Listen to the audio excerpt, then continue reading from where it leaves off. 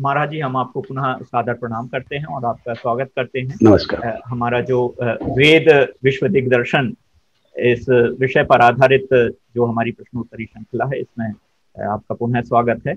पिछली भाग में हमने कुछ वेद परिचयात्मक विषयों पर आपसे चर्चा की थी। आपने हमारा मार्गदर्शन किया था कि वेद वस्तुतः हैं क्या, और उनकी प्राचीनता के विषय में, उनकी प्रामाणिकता के विषय में, उनके पाठ के विषय में हमने जाना था। तो आज की श्रृंखला में उसी से संबद्ध प्रश्न है। पिछली श्रृंखला में आपने बताया कि वेद में जो ऐसी कई सूचनाएं हैं जो कि ज्योतिषीय या खगोलीय जो घटनाएं हैं, उनकी सूचनाएं वेद में हैं। तो ज्योतिष, ऐसा कहा जाता है, जैसे आपने तिलक जी का उल्लेख किया था कि उन्होंने वो ज्योतिष के विद्वान थे, तो उन्होंने वो वेद के जो मंत्र थे उनमें से वो सूचना उन्होंने वो देख सके। तो ऐसा कहा जाता है कि जो वेदांग होते हैं, जब तक आपको उन वेदांगों के बारे में ठीक से पता ना हो, वो वेदांग के विषय में आपका यदि ज्ञान ना हो, तो आप वेद का जो अर्थ है वो आपके मंत्र आपके समक्ष रहेंगे, लेकिन उसका जो सही और प्रॉपर अर्थ है वो आप नहीं जान पाएंगे। तो इन वेदांगों के बारे में एक जिज्ञासा होती है कि वेदांग क्या हैं और ये कितने हैं, और ऐसा क्यों कहा जाता है कि वेदांगों के बिना वेदों को नहीं समझा जा सकता। जी, तो प्रश्न को मैं थोड़ा सा वर्गीकरण कर लूं। पहले तो वेदांग क्या है? तो वेदांग शब्द का अर्थ हुआ वेदों के अंग, है ना। पर वस्तुतः वेदों के अंग रूप से वेदांग नहीं है। वेदों के लिए कुछ अंगभूत, मतलब अंग और प्रधान, शेष और शेषी, इस न्याय से वेदांग शब्द का प्रयोग है। वेद के लिए कुछ विद्या स्थान है जो वेदांग रूप से कहे जाते हैं। तो उसका हम थोड़ा सा संक्षेप से विवरण बताते हैं आपको। सबसे प्रथम आता है शिक्षा। अब ये शिक्षा भाषा में जैसा भी पनिशमेंट के रूप में लिया जाता है वैसा न समझे। शिक्षा शब्द का अर्थ है जिससे शिक्षण शब्द भी बनता था, सीखना, है ना, जिससे बना है आगे चल के। तो ये जो शिक्षा जो है, ये इसको पूरे में वर्णोच्चारण शिक्षा भी कहते हैं, है ना। तो इसमें क्या किया जाता है, इस शिक्षा में वेदों में चूंकि हमने पहले ही समझा कि वो एक उच्चार्यमान है ना, हमने गुरु ने मुख से बोलना है, शिष्य ने उसको सुन करके हृदय में धारण करना है। तो शिष्य ने उसको यथार्थ वैसा ही अनुच्चारण करना है, इसलिए उसको अनुचान, वेद को अध्यायी जो होता है, वेद का विद्वान को क्या कहेंगे? अनुचान, है ना, यानी वैसा ही बोलने वाला, हाई फिडेलिटी उसमें उसका ट्रांसमिशन करना है। तो ये उसके लिए ये शिक्षा नाम का अंग बहुत आवश्यक हो जाता है कि जिससे वर्णों का ठीक ठीक उच्चारण हो सके। वर्णों के आगे पीछे, किसके आगे पीछे क्या आने से भी क्या परिवर्तन आते हैं इत्यादि भी उसमें आवृत होता है। फिर उसमें ये शिक्षा जो है प्राय अपनी अपनी शाखाओं से कुछ विशिष्ट नियमों से भी युक्त हो जाती है, तो उसी को प्रातिशाख्य भी कहते हैं। तो ये एक विषय हो गया, वेद का एक अंग है, यानी अंग का अर्थ हुआ वेद के लिए कुछ विद्या विशेष, और उसका एक हो गया शिक्षा। दूसरा है शिक्षा के बाद छंद। इस छंद में क्या करते हैं, ये वेद में एक ऐसा अतीव गंभीर विषय माना जाता है ये, और इसका रहस्य आज के तो हमारा जैसे जो लोग हैं इसको समझ ही नहीं पा रहे कि ऐसा क्यों हो सकता है। परंतु अक्षरों की संख्या का, अक्षरों के नियत परिमाण से पाद बनता है, और पादों की व्यवस्था से छंद बनता है। तो छंदों की परिचय आपने गायत्री शब्द संदेश सुना हुआ है। तो गायत्री 24 अक्षर का, 3 पाद में 8 गुना 3 24 अक्षर का गायत्री छंद है। इसी को 4 4 आगे बढ़ाते हुए गायत्री, उष्णिक, अनुष्टुप, अनुष्टुप हो गया, मतलब 24, 28, 32, फिर इसी प्रकार इसी क्रम को गायत्री, उष्णिक, अनुष्टुप, बृहति, पंक्ति, त्रिष्टुप, जगति, छंदांसी। तो ऐसे करके ये 7 4 4 आगे बढ़ते हुए 44 का त्रिष्टुप और 48 का जगति। इस प्रकार से जो छंद है, और इन छंदों से फिर उससे कुछ ये जो सृष्टि क्रम है उसमें इन छंदों का बड़ा महत्व है। इसको मधुसूदन ओझा जी जो थे जयपुर के, उन्होंने इसके ऊपर काफी चिंतन किया और उनके बहुत सारे ग्रंथ है इस विषय में। मैं संक्षेप में इतना ही कहूंगा कि छंद क्या है। एक असीमित जो तत्व है, जब वो सीमित रूप से प्रकट होता है तो उसी को हम क्या कहते हैं, मैनिफेस्टेशन, उसी को हम सृष्टि कहते हैं।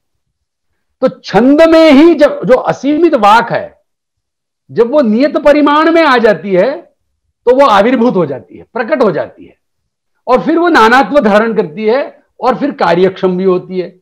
क्रिया विशेष में, गुण विशेष में, धर्म विशेष में वो ये नानात्व जो ये संसार का है जो है वो सब बनता है। तो ये जो शब्द ब्रह्मवादी लोग हैं जो मानते हैं कि शब्द से ही समस्त जो ये रूपात्मक, नाम रूपात्मक जो विश्व है वो उसमें शब्द से ही ये सब प्रसृत है, ऐसा वाद है। तो उनका ये छंद उसका एक बहुत ही आवश्यक वेहिकल है, एक माध्यम है, हाँ? तो इसको हम समझ गए। तो ये छंद शास्त्र जो है ये वेद के लिए कहा गया दूसरा विद्या स्थान है। इसके बाद फिर तीसरा होता है, उसको हम व्याकरणम कह सकते हैं। व्याकरणम में क्या अभिप्राय होता है कि शब्दों की संख्या बहुत असीमित हो जाती है, उसमें कुछ नियमबद्धताओं को देखते हुए उन वो जो अथाह जो शब्द समुदाय है उसको संक्षेप से, यदि आप उसका साधुत्व असाधुत्व समझना चाहें तो उसके लिए प्रकृति प्रत्यय विभाग करना पड़ता है। अब ये सब टेक्निकल शब्द है, अभी इतना ही मान करके चले कि आप सब श्रोतागण जो है इसको देखिए कि बहुत सारे शब्द है, उसको हम इस प्रकार से समझ सकते हैं। जैसे एलिमेंट्स में केमिस्ट क्या करता है, एलिमेंट्स में समझ लेता है। एलिमेंट्स 60 या 100 के आसपास आ गए, और इस संसार में विविधता कितनी है, उसी एलिमेंट से जो कंपाउंड्स बनते हैं उनकी संख्या अनगिनत है ना। तो ऐसा करने से तो यही बात आती है प्रकृति और प्रत्यय। तो प्रकृति यानी धातु हो गए 2000, प्रत्यय हो गए मान लो आपके दो मान लो उसको भी 2000 मान लीजिए, तो 2000 गुना 2000 है ना, परम्यूटेशन कॉम्बिनेशन के नियम से इतने सारे शब्द आपने समझ लिए जब आपने 2000 प्रकृति समझ ली, 2000 प्रत्यय समझ लिए, है ना। तो इस प्रकार से व्याकरण शास्त्र चलता है, उससे वेदों के शब्दों का पार्थक्य करके संक्षेप में, और फिर उसमें वेद के साथ साथ लोक भाषा का भी उसमें परामर्श किया गया है। तो ये व्याकरण अंग हो गया। इसके बाद फिर आता है निरुक्तम, यानी अर्थ प्रत्यायन। शब्दों से शब्द वो ऐसा मानते हैं, प्राचीन शैली ऐसी है कि शब्द का अर्थ के साथ नियत संबंध माना जाता है। यानी एक तो संबंध होता है, जैसे हमने कंप्यूटर कह दिया तो कंप्यूटर एक कृत्रिम संज्ञा है, किसी को हम कंप्यूटर बोलते हैं, किसी को कैलकुलेटर बोलते हैं। अब किसी को हम माउस बोलते हैं, जैसे मेरे सामने पड़ा है माउस, तो ये जो मेरा माउस है जिसको मैं घुमा रहा हूं कंप्यूटर की स्क्रीन पे, जिससे कर्सर घूम रहा है, वो माउस कैसा है, एक कन्वेंशनल, एक हमने रूढ़ी बना ली, कृत्रिम शब्द है वो, है ना। और माउस जो लोक व्यवहार में था वो थोड़ा सा इससे भिन्न, थोड़ा और प्राचीन व्यवहार था। तो वेद के जो शब्द है उसको ऐसा माना जाता है कि उनका शब्द, उनके जो अर्थ है उसके साथ उन शब्दों का स्वाभाविक नेचुरल रिलेशन है। यानी अग्नि शब्द का, अग्नि नाम का जो पदार्थ है उससे स्वाभाविक संबंध है, ऐसा मानते हैं वो, है? तो उन बातों को प्रकट करने के लिए धात्वर्थ से, प्राय धातु को लेकर के शब्दों का जो, उसको निर्वचन कहते हैं। नॉर्मली इसको एटाइमोलॉजी कही, ये लोग एटाइमोलॉजी कहते हैं, परंतु उसमें यहां पर ये गंभीरता है, उसमें शब्दों का जो नियत अर्थ है उसको प्रकट करना, तो वो होता है निरुक्त। पांचवा होता है कल्प। उन वेद में जो हमने आगे और थोड़ा सा विस्तार से जब बताएंगे, तो वेद में कुछ कर्मों का, उसमें करने का उसमें विवरण है। तो उन कर्मों को करने के लिए वेद के माध्यम से जब हम जाते हैं तो वो बहुत ही वेद में चूंकि वो विस्खलित रूप में श्रृंखलाबद्ध नहीं पाया जाता, कर्म के ऐसा सीधा सीधा पूरा कर्म का अनुष्ठान हो सके ऐसा नहीं पाया जा रहा था। बहुत शाखाओं में वेद विभक्त होने के कारण भी कठिनाइयां आ रही थी। तो कल्प नाम का अंग का आचार्यों ने प्रणयन किया, जिसके द्वारा कर्मों को हम जो है किसी एक कल्प को पकड़ने से, जैसे अग्निहोत्र करना है तो आपस्तंभ नाम का कल्प करने से वो पूरा अग्निहोत्र हम सुचारू एक ही जगह पे हमको सब कुछ मिल जाता है उसमें, तो उसको कहते हैं कल्प। और छठा अंग जो है वो है ज्योतिष। इस ज्योतिष शब्द से ध्यान देना कि वर्तमान में खास करके ग्रह और राशि और उसके आधार पे जातकम, यानी कौन कब जन्मा है तो उसका वो क्या क्या होगा, उसके ये सब विषय इसमें अभिप्रेत नहीं होता। वेद में ज्योतिष शब्द से सूर्य, चंद्र और नक्षत्र, इस विभाग को देखते हुए कब यज्ञ किया जाए इसका निर्धारण करने के लिए, इसका थोड़ा सा पूर्वानुमान करने के लिए, क्योंकि यज्ञों के अनुष्ठान के लिए बहुत सी पहले तैयारी करनी पड़ती है। तो यदि थोड़ा पूर्वानुमान यदि हो जाएगा तो हम, जैसे मान लो हमको दर्श इष्टि करनी है, अमावस्या को एक कर्म किया जाता है उसका नाम है दर्श इष्टि, तो उसको करना है तो पहले से यदि हमको पता चल जाए एक दिन पहले से, तो हम उसके लिए दही वगैरह जमा, दूध दही की व्यवस्था करनी है इत्यादि सब होता है, तो उसके आतंचनम उपकल्पयति, यानी दूध का दही जमाने के लिए जामुन बनाना पड़ता है तो उसको थोड़ा सा और ज्यादा समय लगता है, वो तुरंत नहीं बन सकता। तो इस प्रकार से हमने संक्षेप से आपको समझाया कि वेदों को अनुष्ठेय बनाने के लिए और उसका अर्थाकलन करने के लिए, उसकी रक्षा करने के लिए जिन जिन विद्या स्थानों की आवश्यकता थी उनको वेदांग कहते हैं, और वो ये 6 हैं। तो ये तो हो गई, आपके एक प्रश्न का मैंने समाधान कर दिया कि वेदांग क्या है। हाँ, और उसमें एक और कोई अंग था जो मैं अब मेरे इस प्रवाह में, उसमें एक प्रश्न ऐसा था कि ऐसा क्यों कहा जाता है कि वेदांगों के बिना वेदों को नहीं समझा जा सकता, नहीं समझा जा सकता। अभी इसको थोड़ा सा हम वस्तुतः ये ठीक है, ये प्रश्न थोड़ा सा काल अनुपूर्वी हमको समझनी पड़ेगी। जब मूल वेदों का प्रवचन था तब वेदांग की अपेक्षा नहीं थी। क्यों? क्योंकि तब वेद प्रासंगिक था, बहुतायत में वेदों के जो कर्म थे उसके अनुष्ठान हो रहे थे, बहुत जगह वेदों का अध्ययन हो रहा था, लोक भाषा भी वेदों की भाषा से बहुत कुछ भिन्न नहीं थी, वो उतनी भिन्न होगी जितनी आज मान लो कोई कविता, जैसे वो रामधारी साहब दिनकर जी, मैंने तो ज्यादा नहीं पढ़ा है, पर वो जो जैसे कोई हिंदी के कवि है मान लो, तो उनकी जो हिंदी की कविता है वो जो उस समय की जो भाषा होगी, जो आमतौर पे जो सामान्य रूप से जो भाषा हिंदी बोली जाती होगी उससे थोड़ी सी भिन्न होगी, है ना।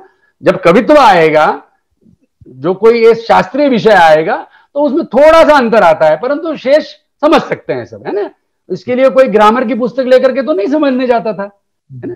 कविता, हम हिंदी की कोई कविता समझते हैं या मान लो, तो हम ये समझ गए कि वेद का जब प्रवचन किया तित्तिरी कठ आदि ऋषियों ने या मुनियों ने या वेदाचार्यों ने, तो उस समय में वेदों का अर्थ जानने के लिए कोई अन्य पुरुषार्थ की आवश्यकता नहीं थी। गुरुकुल में गए, वेद का अध्ययन किया, तो उसी में ये भी सब आ गया, आप अर्थ भी समझ गए, उसका अनुष्ठान करने का सामर्थ्य भी आप में आ गया।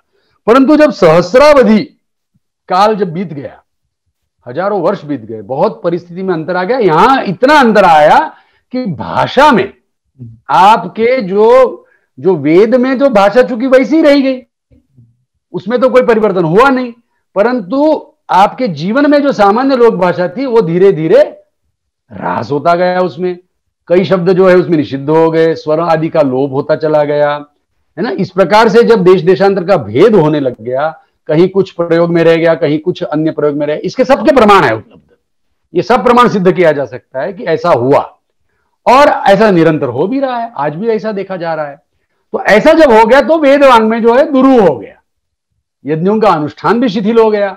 तो जब आप बार बार यज्ञ नहीं देखने को मिल रहे हैं तो वो पदार्थ भी आपके लिए अब कृच्छ्र साध्य हो गए, आपको बहुत कठिनता से समझ में आएंगे।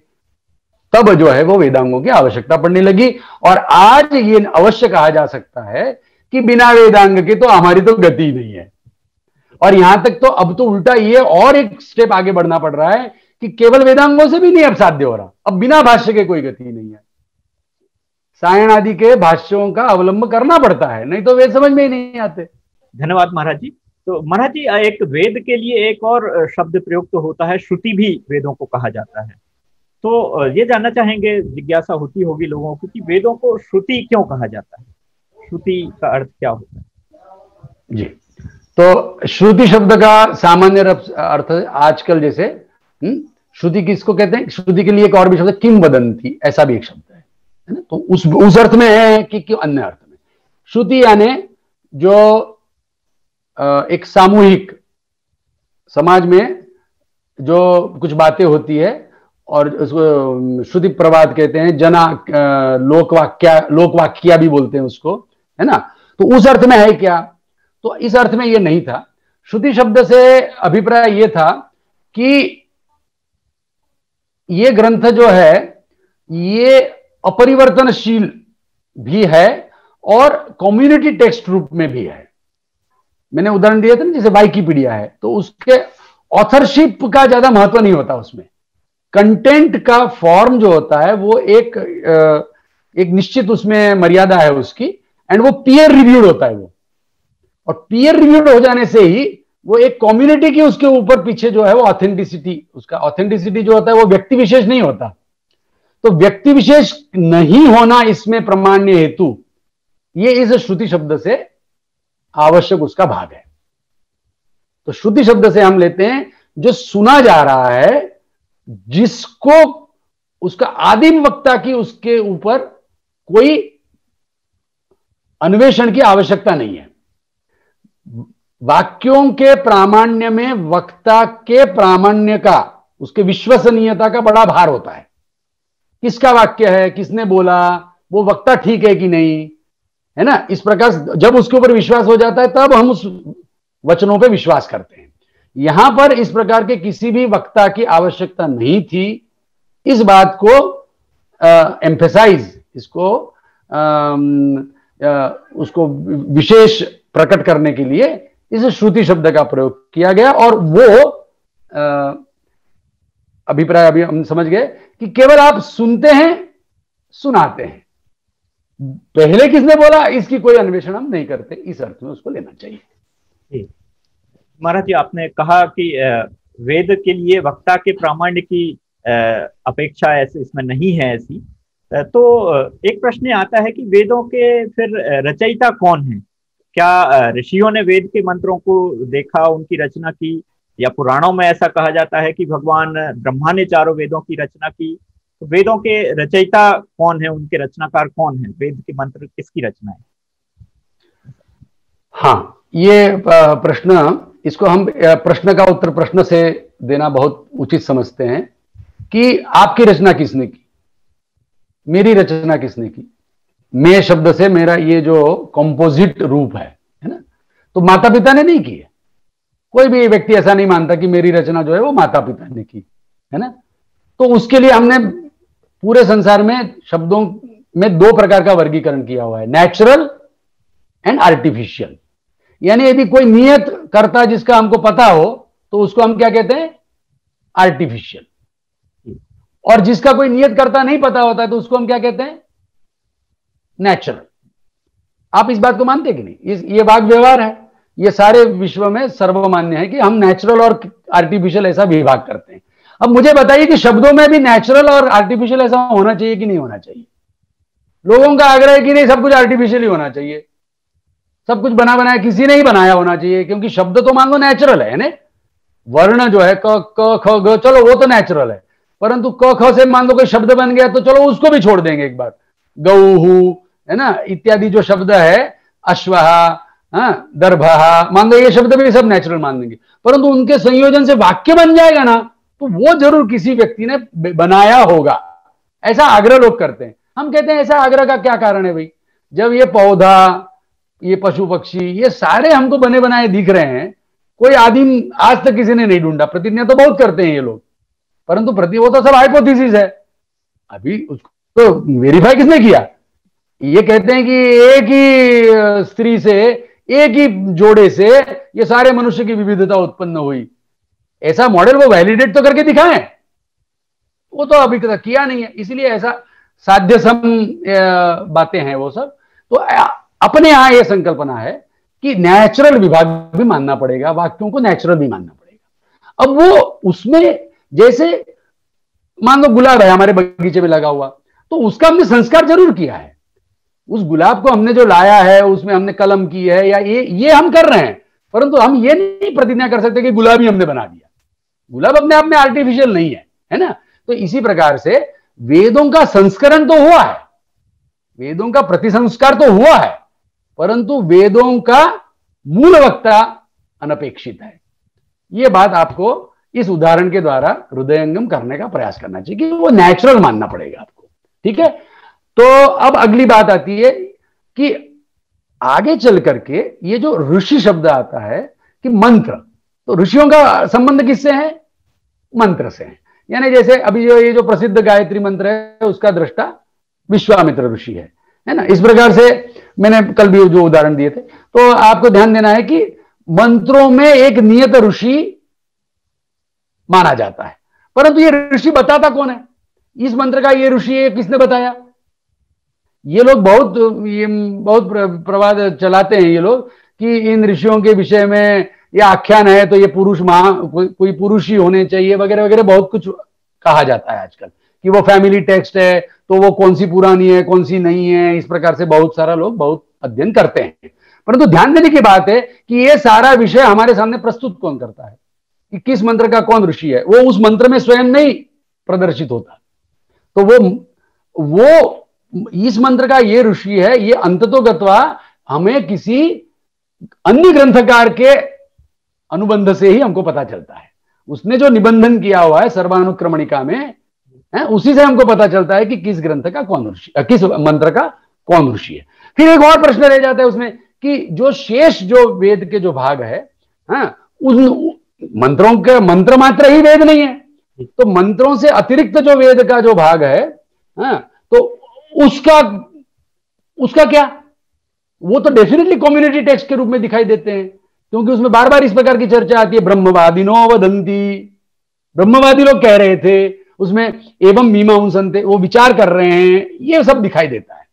तो इसीलिए हमने उस समय में आपको कहा कि वेद को श्रुति कहने से उसको एक कम्युनिटी, और वो कम्युनिटी पियर्स, वो कुछ विशेष प्रज्ञा संपन्न हम उसको मान सकते हैं, उनके द्वारा ये अंततो प्रतिसंस्कार होकर के हमें आज जो वेद उपलब्ध है वो हमें प्राप्त है। ठीक है, तो इसी देखो प्रैक्टिकल भी रहना चाहिए। अब आप कहें कि हर चीज को हम मूल ही ढूंढ लेंगे, तो जहां पर असंभव कार्यों को और प्रयोजन भी नहीं होने से नहीं करना चाहिए। ये जो ब्रह्मा वाली बात आती है, तो ये ब्रह्मा तो वो वैसा ही है, जैसे आप ध्यान देना जहां जहां ब्रह्मा वेद प्रवचन करता है तो ब्रह्मा, सारी सृष्टि भी ब्रह्मा ही है। आप ध्यान दीजिए, ब्रह्मा ही कारण है ना, वो तो पेड़ पौधों का ही नहीं, वो ये जो नदी नाले हैं और पहाड़ है उन सबका भी मूल ब्रह्मा ही है, सबका कारण तो ब्रह्मा है।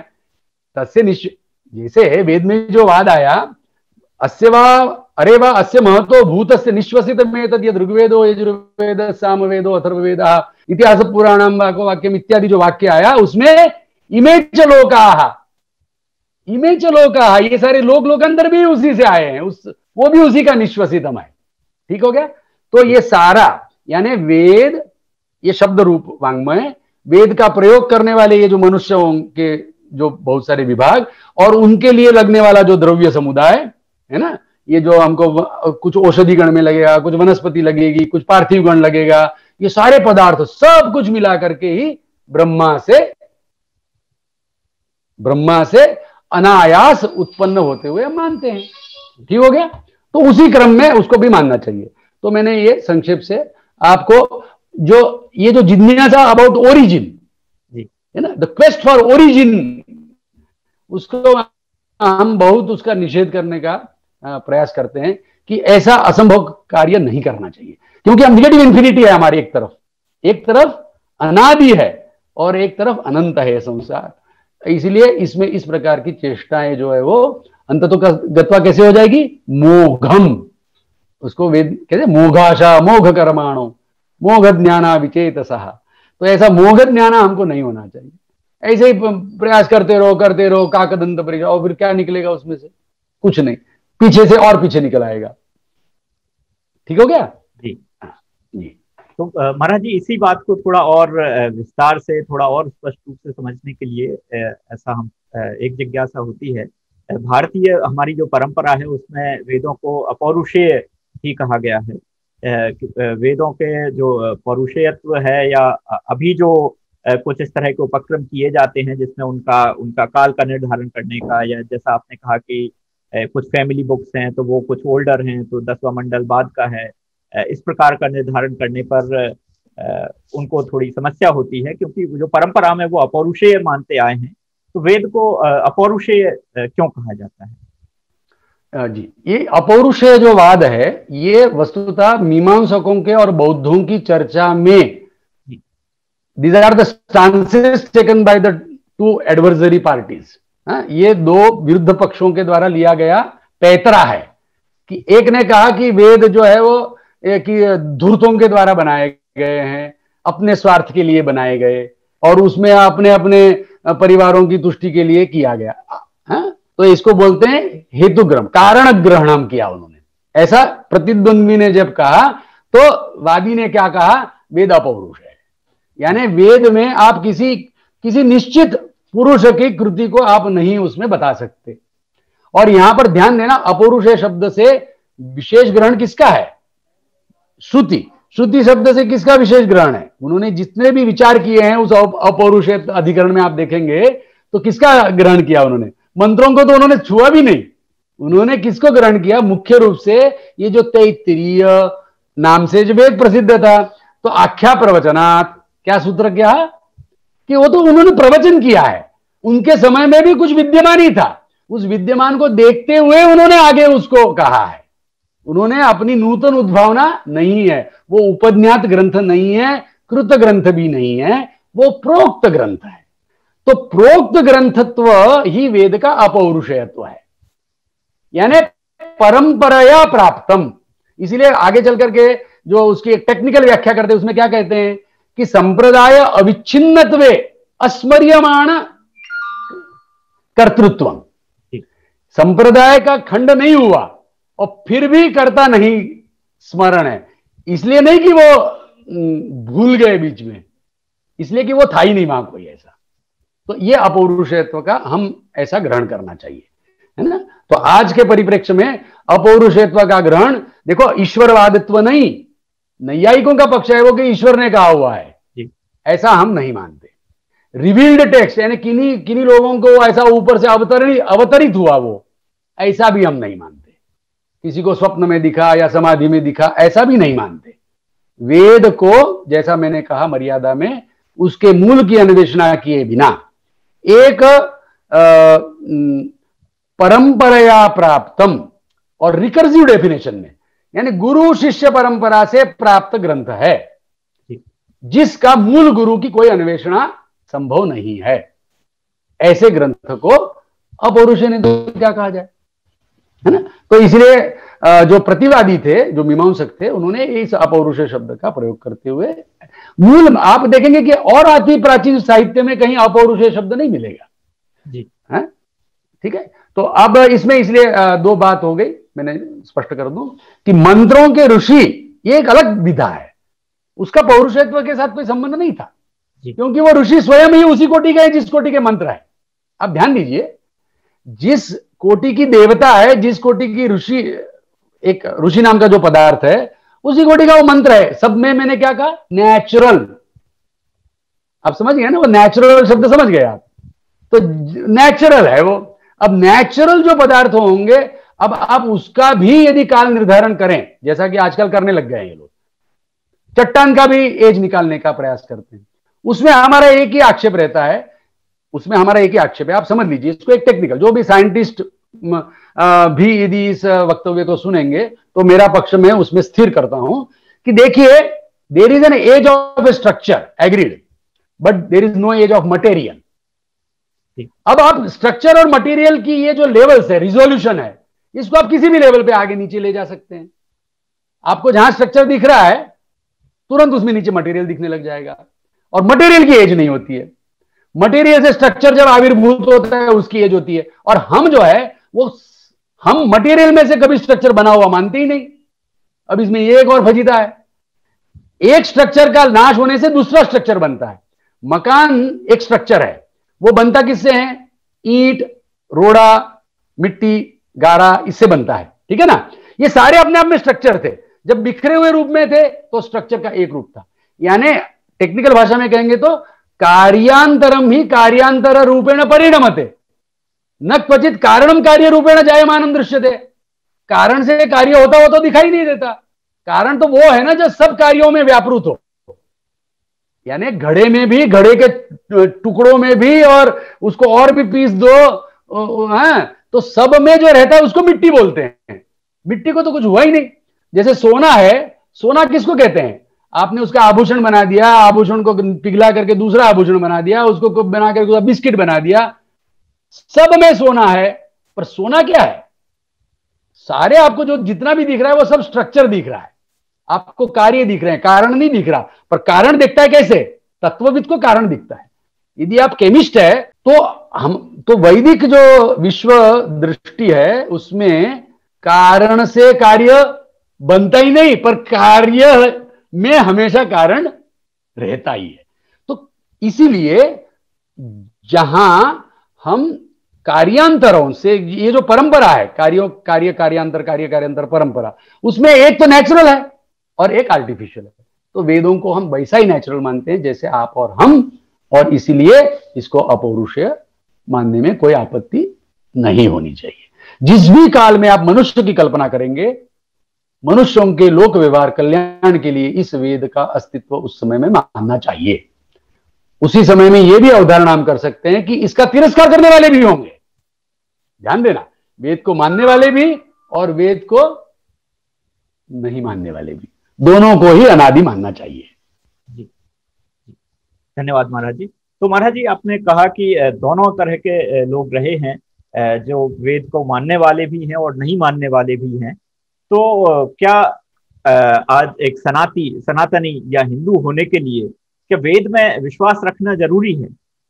आज आप इसको किस तरह से अब ये जो सनातनी आपने शब्द का प्रयोग किया, ये बड़ा पेचीदा है। अब उदाहरण के लिए, अब ये तो मतलब ये ऐसा हुआ कि एक शब्द से आपने दूसरे शब्द से उसको उलझा दिया, क्योंकि सनातनी की अब व्याख्या में हम फंस गए, है ना। हिंदू भी ऐसा ही एक शब्द है जिस क्या वेद को पूर्व हम ऐसा करते हैं, इससे और थोड़ा व्यापक कर लेते हैं। क्या मनुष्य को अपने कल्याण के लिए वेद की आवश्यकता है? ऐसा करूं इस प्रश्न को? जी जी। वे मनुष्य मात्र को क्या अपने कल्याण के लिए वेद की आवश्यकता है? जी। अब बहुत सारे लोग नहीं मानते, तो वो उसमें क्या करते हैं कि फिर वो किसी और, परंतु वो वेद को जब नहीं मानता है ना वो, तो और किसी को मान रहा है वो।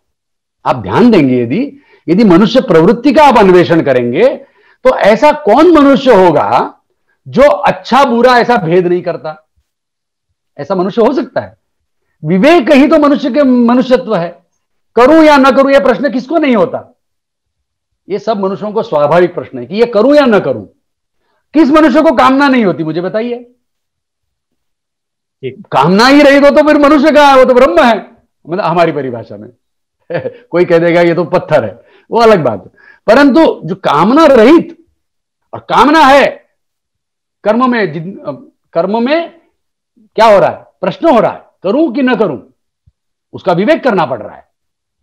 इसके लिए वाक्य की पर्यालोचना होती है। वाक्य डूज एंड डोंट्स के रूप में वाक्य होते हैं।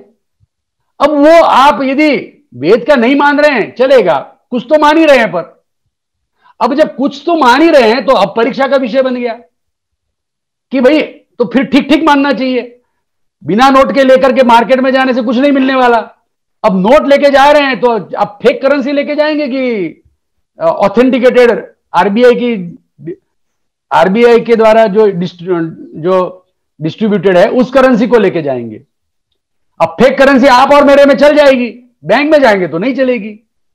तो यही घाट संसार में चल रहा है। जब तक आप और हम, मेरे को आपको बेवकूफ बनाना है, मैं तो कुछ भी मंत्र बन के पढ़ा दूंगा, मैं कुछ भी कर्म कर दूंगा, आपको कुछ भी प्रार्थना बता दूंगा, आप कर लेंगे। परंतु प्रश्न यह आता है इसमें कि यदि देवताओं से संबंध करना है, आप और मेरी बात नहीं है ना, मिली भगत थोड़ी करनी है हमको, हेजीमनी थोड़ी है। मेरे को आपको चलाना था तब व्यवहार, तो मैं कुछ भी कर लूं। परंतु यदि मुझे व्यवहार यदि देवताओं से इष्ट हो, मुझे यदि प्रकृति को अपने अनुकूल बनाना हो, हाँ, तो ऐसे जब प्रश्न आएंगे तो मनुष्य को तो सचेत होना ही चाहिए। तो अब ये लोग कहते हैं कि ये तो आस्था का विषय है, भाई आस्था में सब स्वतंत्र है। तो ठीक है, हम किसी की स्वतंत्रता का विघात नहीं कर रहे हैं, परंतु एक हमारा तो ऐसा, भाई चूंकि हम अपना भी हमारा पक्ष रहना कि हमारी भी स्वातंत्र है, तो उसका हमारी स्वतंत्रता का उपयोग करते हुए मैं ये कह रहा हूं कि देखिए, यदि तो देवता आपने बनाई तो वो किसी काम नहीं आएगी, क्योंकि वो आपसे अब सेकेंडरी है ना। आपने उस देवता को बनाई, आपने कुछ ग्रंथ बनाया, अब वो कैसे काम आएगा आपके? आपके एग्जिस्टेंस के पूर्व में होना चाहिए उसको।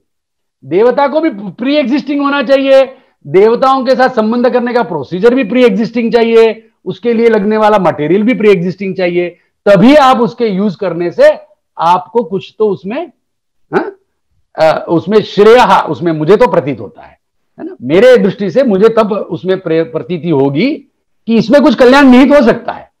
क्योंकि जिसको मैंने ही बना दिया उससे मैं अपने मूलभूत प्रश्नों का समाधान की आकांक्षा नहीं करता। तो इसीलिए अपना हित चाहते हुए मनुष्य मात्र को वेद का ही अपने कल्याण के लिए आश्रय करना चाहिए, ऐसा मैं तो कहता ही हूं। मनुष्य मात्र को, हमारे यहां तो सनातनी हिंदू इस प्रकार के शब्द ही नहीं थे, वेद में कहां ऐसे शब्द थे जी, है ना। सनातनी हिंदू ये तो कालांतर में दूसरों के द्वारा, और हम जब डिफेंसिव हो जाते हैं, हमको दूसरों से जब अपने आप को हम आइसोलेट सेपरेट कर डिस्टिंग्विश करने का प्रयास करते, तब ये शब्द एपिथेट्स, इन एडजेक्टिव्स का प्रयोग किया जाता है। वेद में धर्म का कोई हिंदू धर्म नाम का कोई शब्द नहीं होता, धर्म होता है ना। तो वेद का कोई पर्याय नहीं है। वेद को नहीं मानने का अर्थ होता है स्वाभाविकम, मनमाना,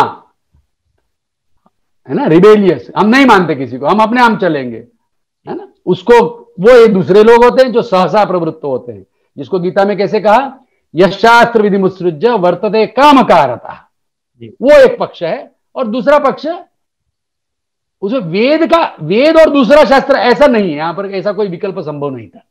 हमारे यहां ऐसी गणना नहीं है। ये तो कालांतर में हुए डिफेंसिवनेस है, जिसमें हम वेद को भी शास्त्र मानते हैं और भी बहुत सारे शास्त्र मानते हैं। ठीक हो गया।